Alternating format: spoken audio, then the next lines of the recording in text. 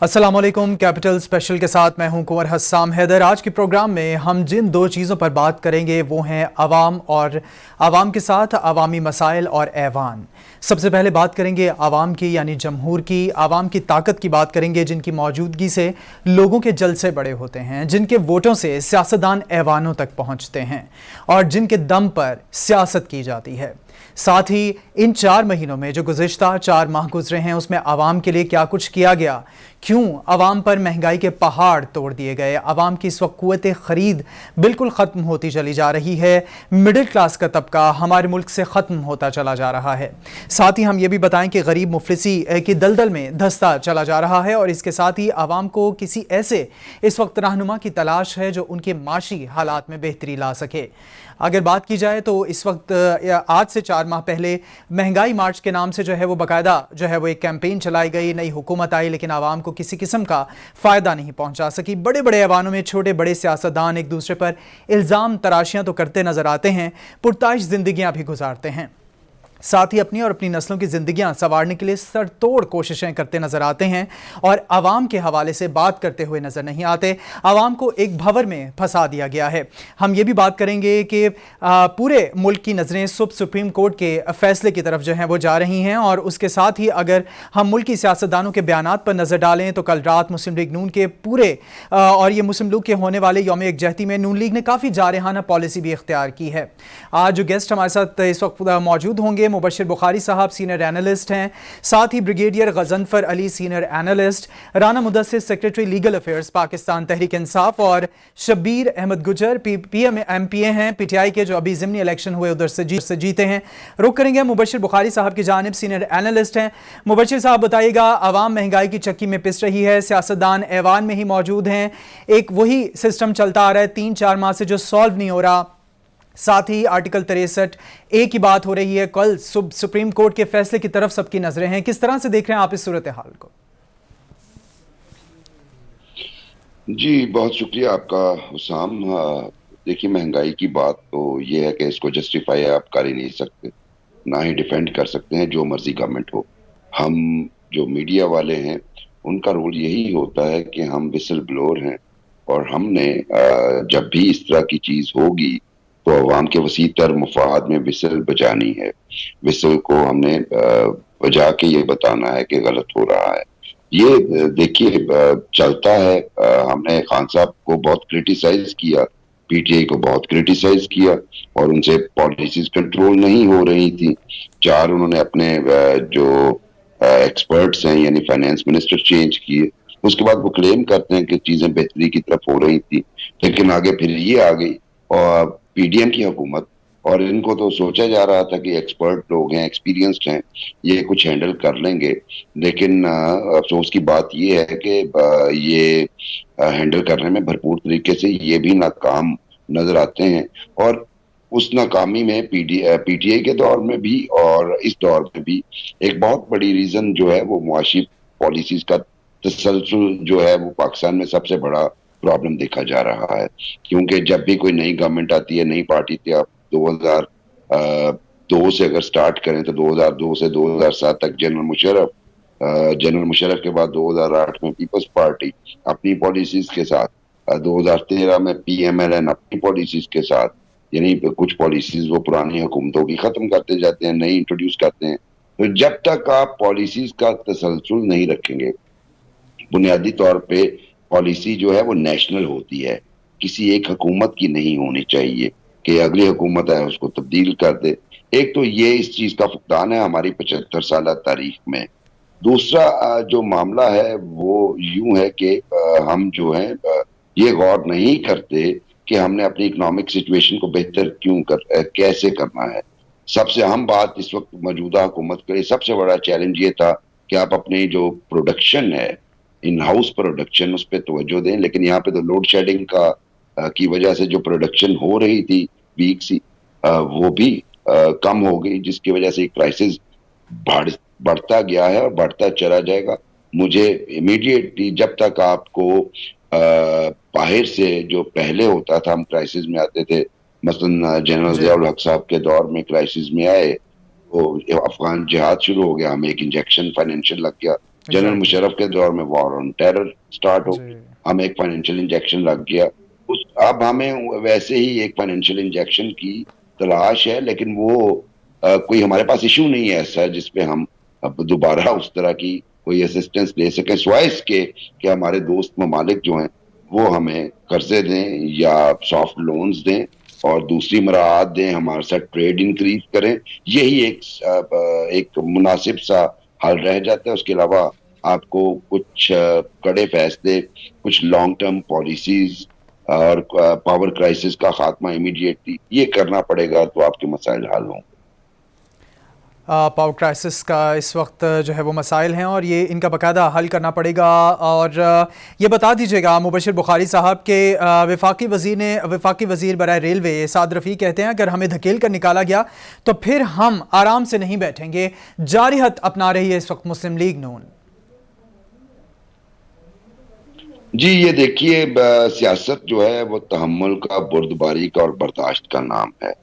हमारे यहाँ पहले जो है मजहबी अदम बर्दाश्त पैदा हो चुकी थी, जिसके लिए हम लड़ रहे थे। आप मीडिया के लोग भी जितने दोस्त इधर बैठे हैं, इस पे तो मुझे याद है कि मैंने एक पीसफुल पंजाब के नाम से एक पॉलिसी भी लिखी पंजाब गवर्नमेंट के लिए। इनके मिनिस्टर पॉलिसी भी बाद में वो लिखी। मुबशिर डिफेक्ट कर बुखारी गए। साहब, आप हमारे साथ ही मौजूद रहिएगा। आप हमारे साथ अपने एनालिसिस शेयर कर रहे थे। ब्रिगेडियर रिटायर्ड गजनफर अली साहब की जानिब रुख करेंगे। ब्रिगेडियर साहब, बताइएगा कि नून लीग जो है और पीटीएम इस वक्त जारिहत पर उतर आई है। उनका कहना है कि पीटीएम और इत्तेहादी मजीद मुदाखलत बर्दाश्त नहीं करेंगे। अगर हमें धकेल कर निकाला गया तो फिर हम आराम से नहीं बैठेंगे। बहुत बहुत शुक्रिया हसन। पहले तो मैं थोड़ा सा आपके बुनियादी इशू जो बहुत इम्पोर्टेंट है और जिसकी तरफ आपने इशारा किया, बाकी इकॉनमी में तो मुबशिर बुखारी साहब ने बड़ी तफसील से आपको रियलिटी बता दी है। जी। असल में एक पाकिस्तान की अगर तारीख को थोड़ा सा उठा के पढ़ेंगे ना, तो आपको एक चीज़ बड़ी प्रीडोमिनेंट नजर आएगी, और वो ये है कि पाकिस्तान बनने के बाद से लेके आज तक जब आप परफॉर्मेंस हुकूमतों की देखेंगे और लीडर्स की देखेंगे और आप एक तकाबली जायजा लेंगे, तो आपको ये नजर आएगा कि पाकिस्तान में हमेशा जो भी लीडर रहा है टॉप पे, जो भी मिनिस्टर रहा है टॉप पे, जो भी चीफ मिनिस्टर रहा है, जो भी प्राइम मिनिस्टर रहा है, जो भी प्रेसिडेंट रहा है, चाहे वो फौजी दौर थे, वो डिक्टेटोरियल दौर था, चाहे वो अपना अवामी दौर था, उसमें लीडर जो है या जो अपॉइंटमेंट होल्डर्स हैं। ब्रिगेडियर साहब, आप हमारे साथ ही मौजूद रहिएगा। अभी नाज़रीन लिए चलेंगे लाहौर में सूबाई काबीना की तकरीब हलफ बर्दारी जारी है और हमेशा पाकिस्तान की खुद मुख्तारी, सालमियत, इस्तेहकाम, यकजहती और खुशहाली की खातिर अंजाम दूंगा कि मैं इस्लामी नज़रिया को बरकरार रखने के लिए कोशां रहूँगा, जो क़याम पाकिस्तान की बुनियाद है,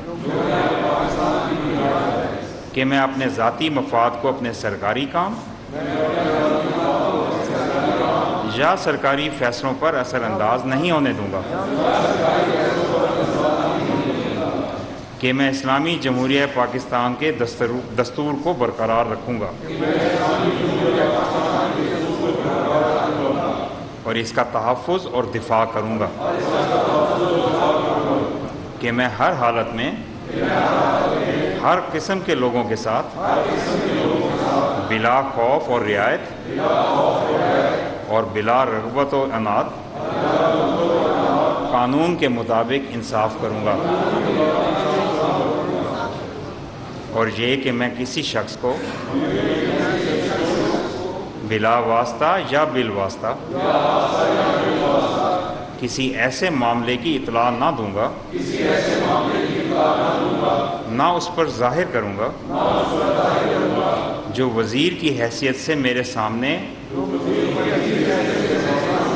गौर के लिए पेश किया जाएगा या मेरे इल्म में आएगा, बजुज़ जबकि वज़ीर की हैसियत से अपने फ़राइज़ की कमा हक़्क़ुहु इंजाम दही के लिए ऐसा करना ज़रूरी हो, या जिसकी वज़ीर आला ने ख़ास तौर पर इजाज़त दी हो। अल्लाह सुब्हानहू व तआला मेरी मदद और रहनुमाई फरमाए। आमीन। आप सबको बहुत मुबारक।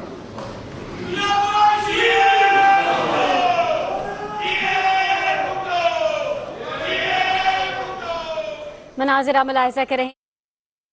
इस वक्त आप लाहौर से ये देख रहे थे सूबाई काबीना की तकरीब हलफ बर्दारी जारी थी। वापस रुख करेंगे अपने गेस्ट्स की तरफ। Brigadier retired Ghazanfar Ali senior analyst हमारे साथ मौजूद हैं।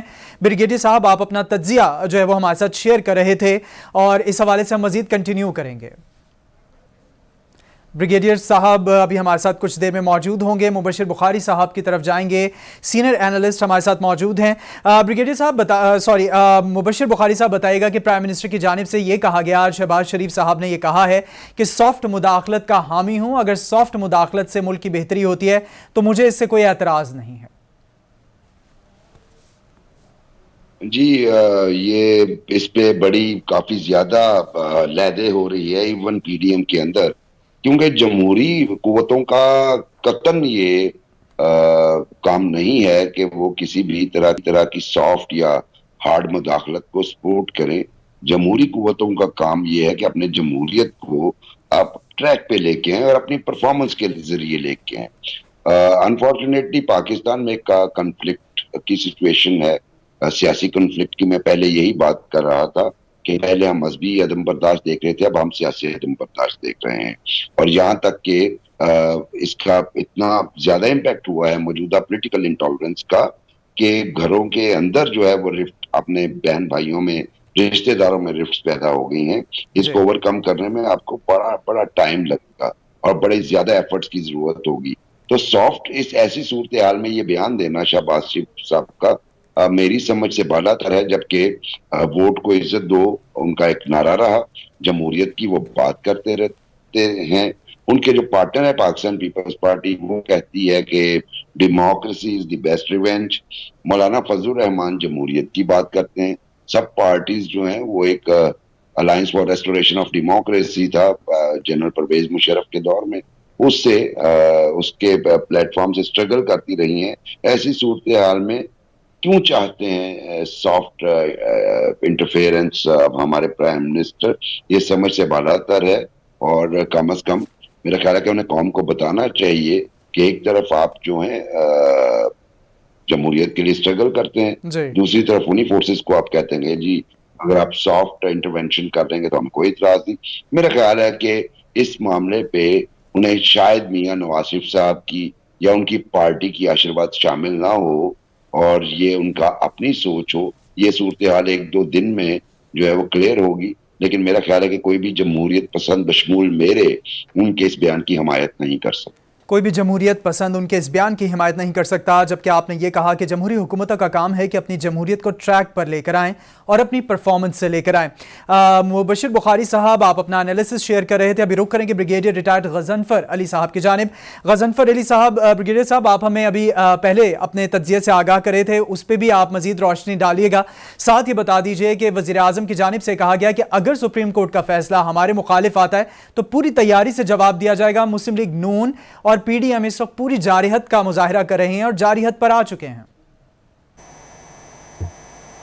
पहली बात तो मैंने आपसे अर्ज की कि वो आप एक उठा के तकाबली जायजा ले लें कि पाकिस्तान के अंदर आपको लगेगा कि लीडरान तो किसी भी तरीक़ेकार से वो अमीर से अमीर तर हुए जी। किसी ने फ्रांस में जायदादें बनाई हैं, किसी ने लंदन में जायदादें बनाई हैं, अमेरिका में फ्लैट्स बना के, और साथ उनकी आबादी बबादी भी थी। और पाकिस्तान के अवाम गरीब से गरीब तर हुए और उस गरीब से गरीब तर की मिसाल आज आप देख लीजिएगा कि 230 रुपए का डॉलर है। Nobody is bothered. ये जो आज जमाती कॉन्फ्रेंस हुई थी इसमें बैठ के ये ठट्टे लगा रहे थे, एक दूसरे से मजाक कर रहे थे। There is no sign of concern. कोई कंसर्न नहीं है कि पाकिस्तान उन 4 मुल्कों में आ चुका है जिनका लोग डिफॉल्ट की तरफ अल्लाह ना करे इंडिकेट कर रहे। तो ये तो है पाकिस्तान की हालत, जिसके ऊपर मुझे बात करें। इन्फ्लेशन से जिस तरह लोग मर रहे हैं वो भी आपके सामने। अब इसके ऊपर क्या थीसिस देने, क्या बयान करना, हर जो प्रैक्टिकल रियलिटी है वो आपके सामने। अब ये तो है जो मईशत होती है असम, वो बुनियादी सतून होती है आपकी नेशनल सिक्योरिटी का। आपकी एक्सटर्नल बॉर्डर, आप बॉर्डर सिक्योरिटी, आपकी इंटरनल कोई भी चीज जो है वो माशी तरक्की के बगैर नहीं चल सकती। Indeed. अब इस जमहूरियत का, इस डीफेस्ड जमहूरियत का, ये जो करप्ट जमहूरियत आज मौजूद है आपके मुल्क में, उसका आप खुद ही रिफ्लेक्शन दे सके अपने इंट्रोडक्शन में, कि वो कह रहे हैं कि अगर सुप्रीम कोर्ट का फैसला हमारे खिलाफ आया तो हम सुप्रीम कोर्ट के खिलाफ लड़ेंगे। किसी मुल्क में, वो घाना रिपब्लिक उठा के देख लें, वो गई से गई मुल्क की सिस्टम उठा के देख लें, किसी मुल्क में एक प्राइम मिनिस्टर ऐसा बयान देता नजर आए तो आप जो चोर की वो दीजिएगा। तो ये इनकी जहनी जो पस्ती है, जो इनकी जहनी कैफियत है, जो पावर हंगरी जो पॉलिटिशियंस हैं, जो इन्होंने आते ही नैब खत्म की। क्यों? कि करप्शन के केसेस हैं इनके ऊपर, इसके ऊपर फर्दे जुर्म लगने वाली थी। आप इनसे तवक्को रखते हैं कि ये सिस्टम को बेहतर करेंगे। I am sorry, this system is being deteriorated, system is being destroyed completely. इस वक्त मुल्क में कोई हाल नहीं है, मुल्क जो है वो तबाही की तरफ जा रहा है इसी इंपोर्टेड गवर्नमेंट के इश्यूज की वजह से। ब्रिगेडियर साहब, जैसे आपने कहा कि मुल्क इस वक्त तबाही की तरफ जा रहा है, मईशत की बात आपने की कि बैकबोन होती है, अगर हमारी मईशत स्ट्रांग नहीं है तो हम कुछ नहीं है। फ्रेंच रेवोल्यूशन आया, इसी वजह से आया कि फ्रांस की इलीट क्लास तो बहुत इलीट थी, लेकिन आम आवाम हर चीज़ से महरूम थी। रशिया में रेड रेवोल्यूशन इसी वजह से आया कि आवाम तंग थी। Second world war, first world war, इनमें बहुत ज़्यादा लोग अभी तक बल्कि ममालिक जो हैं वो उठ नहीं पाए इन चीज़ों से। हमारे मुल्क में रेवोल्यूशन का तो नहीं पता है। क्या ब्रिगेडियर साहब, जिस तरह के बयानात आ रहे हैं, अगर इनके हक में कोई कोर्ट फैसला देती है तो वो अच्छी हो जाती है कोर्ट, अगर सियासतदानों की अपनी हुकूमत आ रही होती है तो वो बेहतरीन होती है, क्या इनको काउंटर करने के लिए, जिस हिसाब से ये भंवर में फंसाया हुआ है आवाम को, जिस हिसाब से खिचड़ी पक रही है, इनके आपस में ही सब कुछ हो रहा है, चाहे वो पंजाब असम्बली है चाहे वो नेशनल असम्बली है, तो क्या इनको काउंटर करने के लिए कोई इदारा, कोई शख्स या कोई फर्द वाहिद या कोई मजमूई ताकत बीच में आएगी? क्या हमारे मुल्क से ये बादल छटेंगे? इस हवाले से बताएगा, क्योंकि अवाम अब जिद हो चुकी है, अवाम अब इन सब चीजों से निकलकर खुशहाली की तरफ जाना चाह रही है, जो हो नहीं पा रहा है।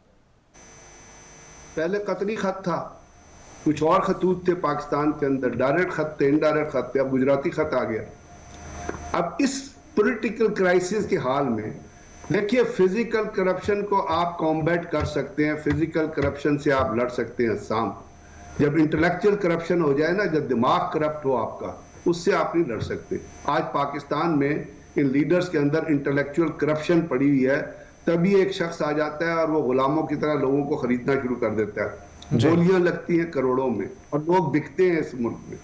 जब इस मुल्क में बिकते हैं लोग, तो कौन सा अदारा आके उस सेल को रोकेगा? ये तो 1850-1860 में अमेरिका के अंदर गुलाम बिका करते थे।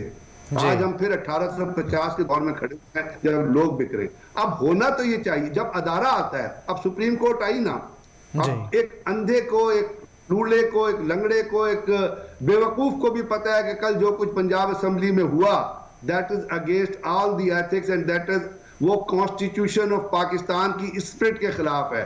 अब आपका डिप्टी स्पीकर जो वहां बैठा होता है, वो कॉन्स्टिट्यूशन ऑफ पाकिस्तान पढ़ता ही नहीं है। आप ये मुझे बताइए कि एक फैसला दो बंदों के लिए डिफरेंट हो सकता है? नहीं हो सकता। मैं तो लीगल एक्सपर्ट नहीं हूं, लेकिन कॉन्स्टिट्यूशन ऑफ पाकिस्तान में जो लिखा है उसमें सिर्फ पार्लिमानी, अब इसमें कौन सा थीसिस है? इसके ऊपर तो फैसला आ जाना चाहिए। अब फैसला करने की जब नौबत आती है तो ये जो बोने हैं, ये जो पॉलिटिकल बोने हैं, ये कहते हैं जी हम लड़ेंगे, ये थ्रेट देते हैं, ये अदारों के ऊपर जो है वो इल्जाम तराशी करते हैं, ये अदारों को बदनाम करने की कोशिश करते हैं। ब्रिगेडियर साहब, एक बात जैसे आपने कही कि ये सारा दिन आज प्रेस कॉन्फ्रेंसेस होती रही हैं पाकिस्तान PMLN की जानिब से, हत्ता के वजीर कानून, विफाकी वजीर कानून साहब आज खुलकर सामने आए हैं।